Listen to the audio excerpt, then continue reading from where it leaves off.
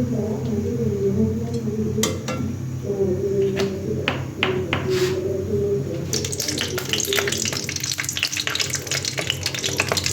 আলাইকুম।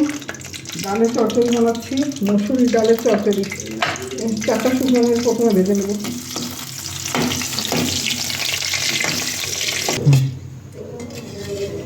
শুকনো মরিচ ভাজা হয়ে গেছে, এটা এখন আমি উঠিয়ে নিচ্ছি।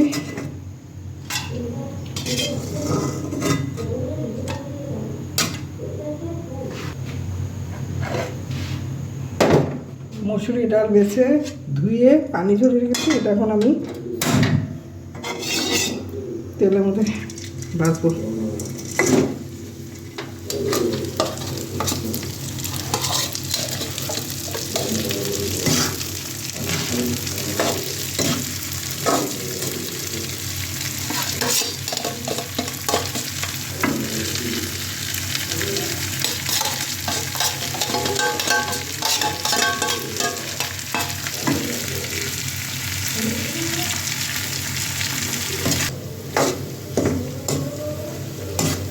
পেঁয়াজ, রসুন, কাঁচামরিচ, তেজপাতা 2 টুকরা করে দিলাম।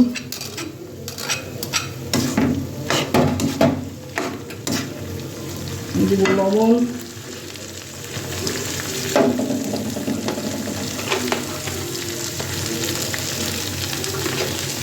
1.5 চামচ দিলাম লবণ।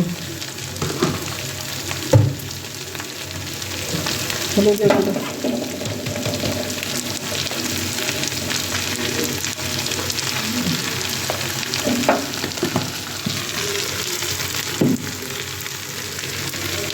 ডালটাকে ভাজবো।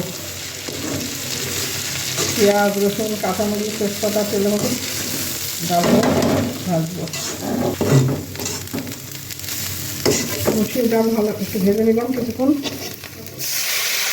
অল্প করে পানি দেবো, এটা ডাল চচ্চড়ি হবে।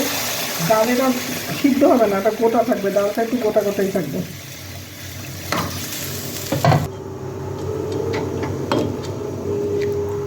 এটা একটু সিদ্ধ হবে কিন্তু ডালগুলো আস্তেই থাকবে।